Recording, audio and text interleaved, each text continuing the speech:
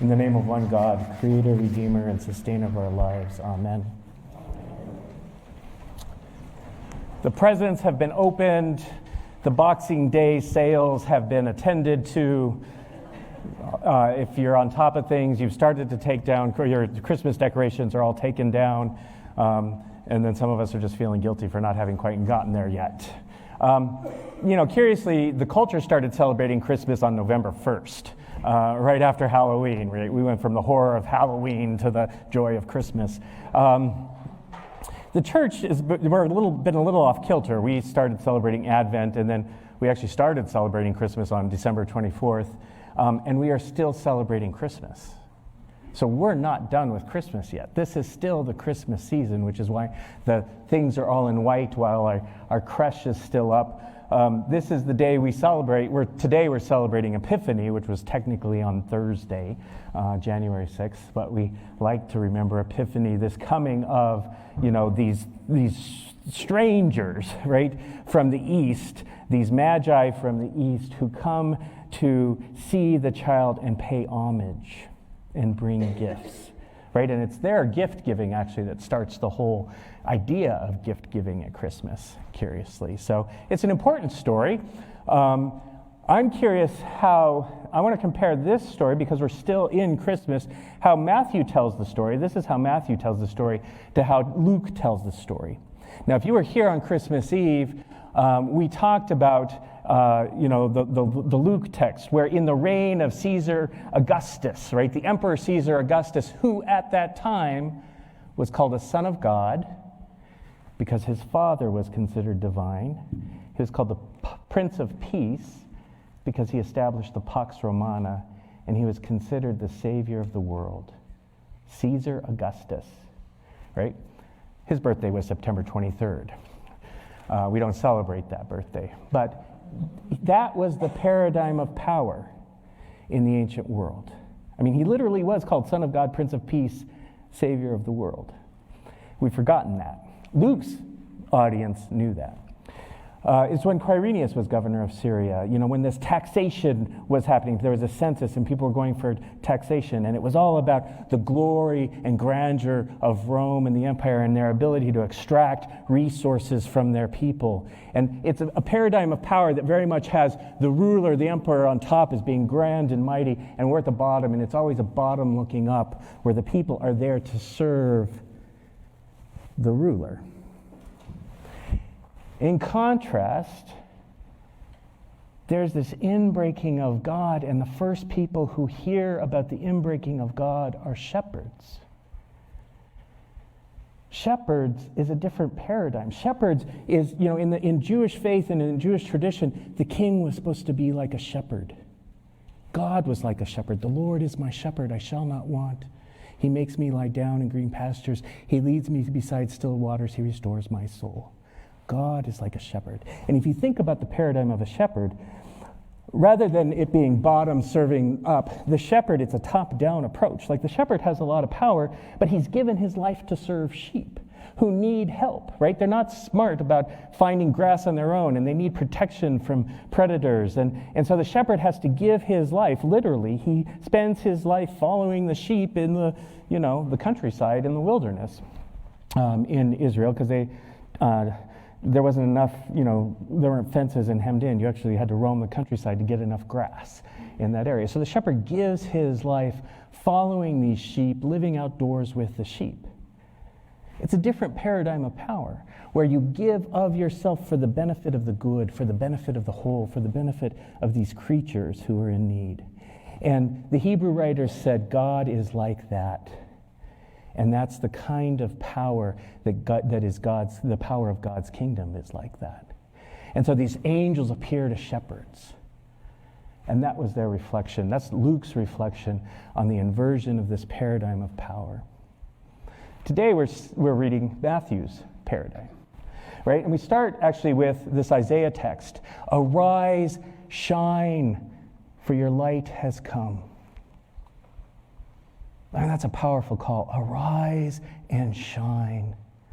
The land has been filled with darkness. People have been covered with a great darkness. And now the new day is dawning. Arise and shine. And it's written to people who've been in captivity, from the Babylonians who took the Israelites into captivity, into Babylon. And now 2-3 generations later, they're coming back into their land. These people who've been strangers and exiles in a foreign territory are now able to be set free and come home. And so it's arise and shine, and your people will be brought from all the land. Your sons and your daughters will be gathered, and you will come home again. And this time, instead of you having to be taken into captivity to serve other kings, these kings from Tarshish and Seba will come, and they will bow down, and they will bring gifts. They will bring gifts of gold and frankincense to you. That's the Isaiah passage. The psalm, I loved the psalm that we did. Is there a Bible over here? I love the song that we did. That was an interpretation of Psalm 72, which is our psalm for today. Psalm 72 is considered a coronation psalm. It's a psalm that may have been sung at the coronation of King Solomon. And it's a prayer of a people for what a good king looks like, what good power looks like. And again, pay attention to the paradigm. It says, give the king your justice, O God. Like, this is the coronation. So you have to remember, the king is about to be coronated, and the people are singing this song. Give the king your justice and your righteousness to the king's son. May he judge your people with righteousness, and your poor with justice. May the mountains yield prosperity for the people, and the hills in righteousness. May he defend the cause of the poor of the people, and give deliverance to the needy, and crush the oppressor. This is the cry of a heart for people who want a ruler who actually is not going to be involved in their own self-aggrandizement and their own puffed up with their own power like many politicians and rulers are. It's about a kind of rule where, no, the king actually does care about the good of the whole. And the king actually does care about the least of those, the poor and the needy, and is actually working to help their situation. And it says, may he have dominion from sea to sea, from river to the ends of the earth, and may kings fall down before him, and nations give him service. Right? Again, it's this image of kings from other places, these other rulers from other places coming down and bowing down. For he delivers the needy when they call, the poor and those who have no helper. He has pity on the weak and the needy. He saves the lives of the needy from oppression and violence. He redeems their life, and precious is their blood in his sight. That's the paradigm for the rule of God, the reign of God. This is the kind of power that those people were looking for. So that's our psalm today, right? And then we have the reading from Ephesians, which talks about mystery, the mystery of God, and the mystery of what God is up to. That somehow God has been up to something since the foundation of the world, and that what God has been up to isn't just about God and the Jewish people, that what God has been up to is about all people. All the Gentiles, all the pagans, all the people. That's the mystery, that somehow God has been up to this thing so that all nations get to participate in it, no matter where they come from, no matter what beliefs or cultures they have, all people get to participate in this thing. That's the mystery that Paul is talking about in Ephesians. And so we get to today's text, right, where we've got, and it starts in the reign of King Herod. And King Herod wasn't a shepherd king. He wasn't part of the paradigm that the Jews longed for, the kind we read in that psalm. He was a king that was of the Roman paradigm, right? He was a Roman puppet, basically, and he was there for his own power. He was there for his own glory. So in the time of King Herod, here is this king, and these wise men, these magi from the east show up. And the Greek there, when it talks about from the east, if you think about the east, what happens in the east? The East is, in the ancient world, and even today, I mean, if you know, the East is where the sun rises. So these magi come from the place where the sun rises. They're coming from where the sun comes from, right? Where this light comes from. I mean, they're following the light, right? So these magi, and, today we're going to sing in our offertory, we're going to sing a song, We Three Kings of Orient Are, right? Over the course of Christian tradition, it's kind of developed that these guys were kings and that there were three of them. That's basically because of Isaiah and Psalm, or the Psalm we read, the sense that kings will bow down. But magi didn't mean kings, and it didn't say there were three of them. It didn't say they were all guys. They were from the East. What we do know is magi were astrologers. They were also magicians. They were also wise persons, right? That begins in that area we today call Iran and Iraq, but historically would have been Parthians and Medes, and eventually Persia, there's an ancient tradition of these astrologers, these wise people, right, in the mix. And as Zoroastrianism becomes the religion of Persia, they become part of the Zoroastrian religion. But they actually predate the Zoroastrianism. And so here are these priests, possibly, these wise people, these magi from the East, who are different religious tradition entirely, who may have had some familiarity with Jews and Judaism, because Jews were in Babylon and Jews were spread throughout the world.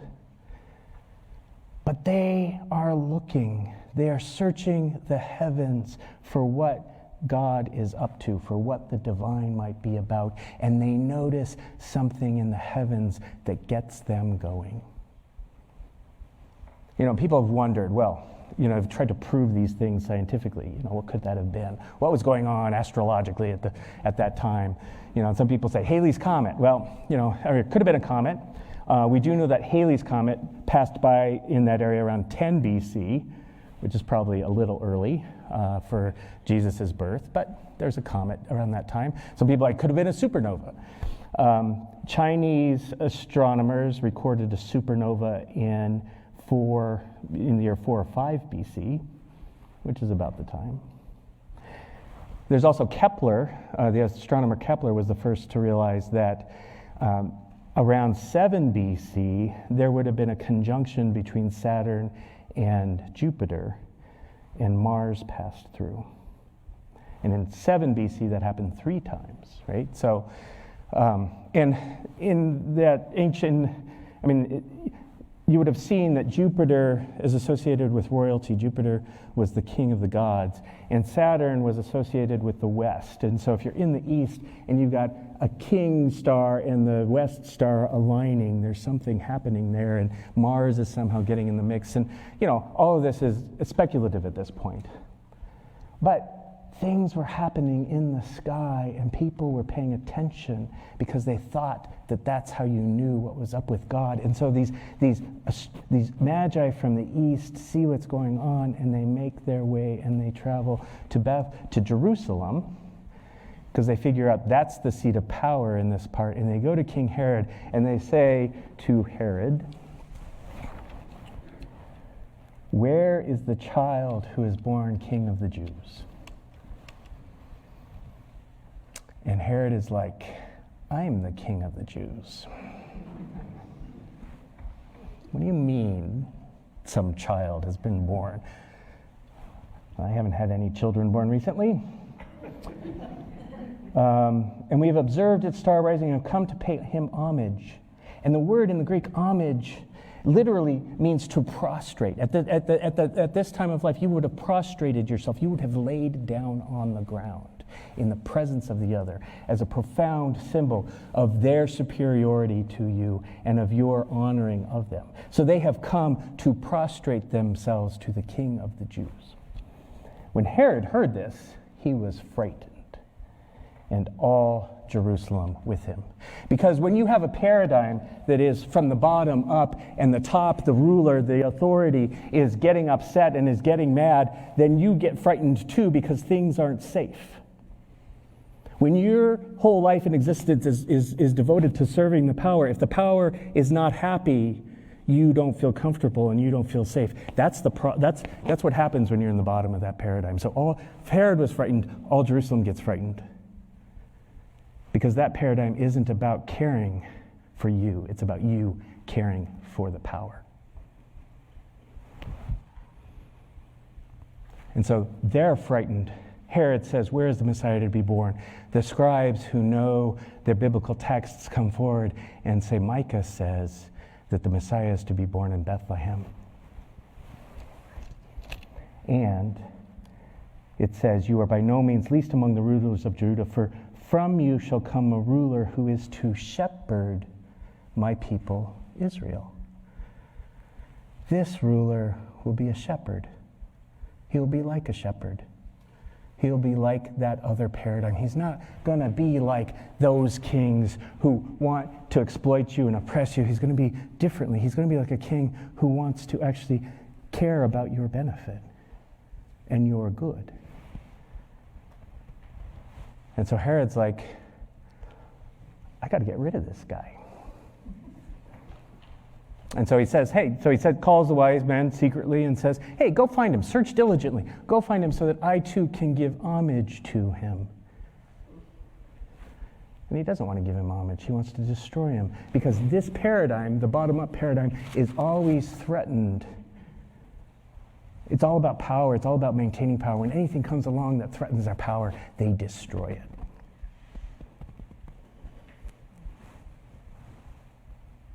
This new paradigm is different, though. And so the kings, these wise people, these magi come, and they're led to Bethlehem. And they find this baby in a manger, and they prostrate themselves. They literally get on their faces, and they prostrate themselves. And they give these gifts of gold and frankincense and myrrh, these expensive gifts. And then they're warned in a dream not to go back to Herod. And so they don't. And then Joseph is warned in a dream to take his family to Egypt. And so he flees to Egypt. And Herod finds out that he's been duped. And he is enraged. And he comes in and he kills every boy child under the age of 2 in that village. Because that's what that paradigm of power does.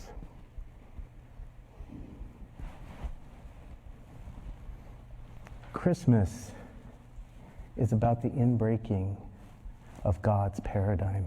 It's about the inbreaking of God's kingdom into our lives. It's about the presence of God in our midst, Emmanuel, and the hope and peace of a new way of being that doesn't have to cave in to the bottom-up paradigm. It's about a new way of being that allows us to live in a way that is different with each other, where it's not about power, where it's about our common good and our common welfare. That's why we celebrate for 12 days. That's why we give gifts. It's because there is a gift that has been given to us. There's the possibility of a new way of being that has been given to us, and that is a gift, and it is hopeful. And it is salvific. There is something of salvation in it, that we don't have to be in bondage to ourselves, bondage to our own self-interest, bondage to our own self-desires, but that we can be set free to give of ourselves in love. That's what Christmas is all about. Amen.